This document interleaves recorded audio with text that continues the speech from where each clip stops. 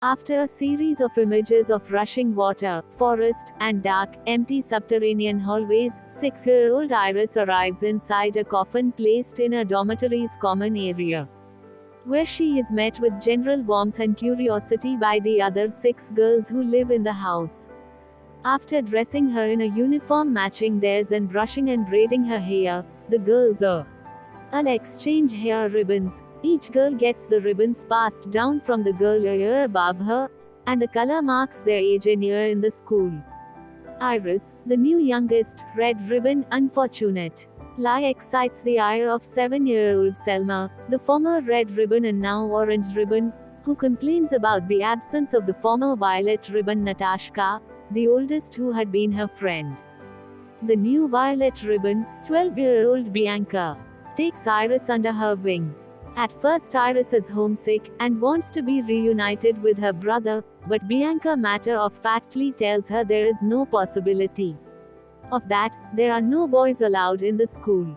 All of the girls in the school go swimming in the lake, and Iris quickly befriends Laura, the red ribbon of another house. That night, much to Iris's dismay, Bianca leaves on an authorized mysterious errand that she cannot discuss. The next day, Iris has a routine day at the school: dance lessons, classroom time with animals, and recreation. The classes at the school are run by 2 pretty young women, Mademoiselle Edith, who walks with a cane and teaches lessons, and Mademoiselle Eva, who teaches dance. Each house is cared for by an elderly serving woman. The girls whisper that all of the employees are girls who tried to escape the walled school in their youth, and were pressed into permanent service as punishment. One night, Iris follows Bianca on her secret errand. But she loses track of the older girl once she reaches the main building. She explores, but only stumbles across more she does not understand: a shadowy man preparing an injection for a shadowy girl, possibly Bianca. She flees, and is lost in the woods for the night. After a period of smoldering animosity, Selma makes overtures to befriend Iris, but then beats her W. It is switched stem when Iris asks about Bianca's nightly departures. Selma also uses her fingertip, touching Iris's wound, to gingerly taste Iris's blood. As time passes, Laura, unlike Iris, is morose and unable to adapt to life at the school. With Iris's help, and a pledge of secrecy, she steals a rowboat in an attempt to escape, but drowns when the boat starts to leak and the weather turns sour. A distressed Iris tells Bianca what Laura has done. The school holds a funeral, where Laura's coffin is burned on a pyre. As winter arrives, the focus shifts to the 10-year-old Alice, the 5th-year blue ribbon, who is hungry to leave the school and see the world outside.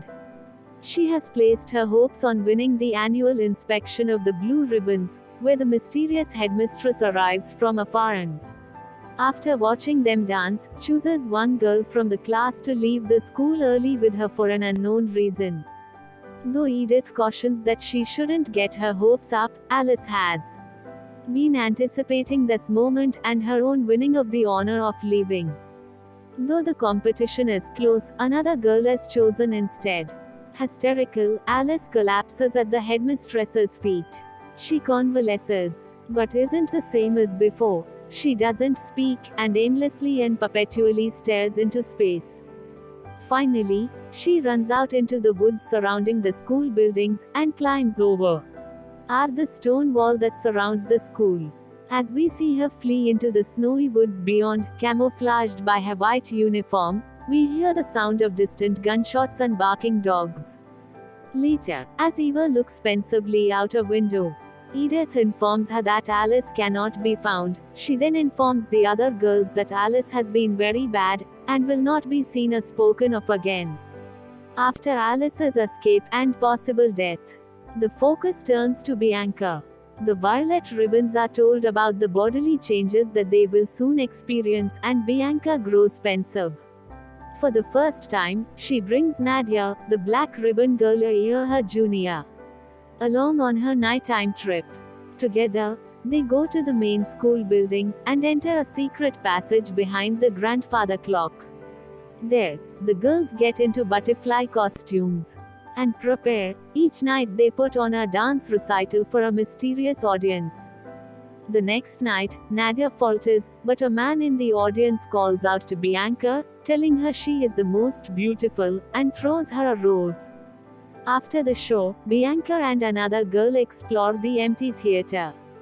They find an abandoned men's theater glove, and encounter one of the servants counting the performances receipts. This, the girls are informed, is how the school makes its money. Bianca keeps the rose and the glove as a treasure, and fantasizes about the glove's touch, but ultimately casts them both into the water of the lake. Iris and Bianca spend the morning together on what Bianca explains will be her last day at the school.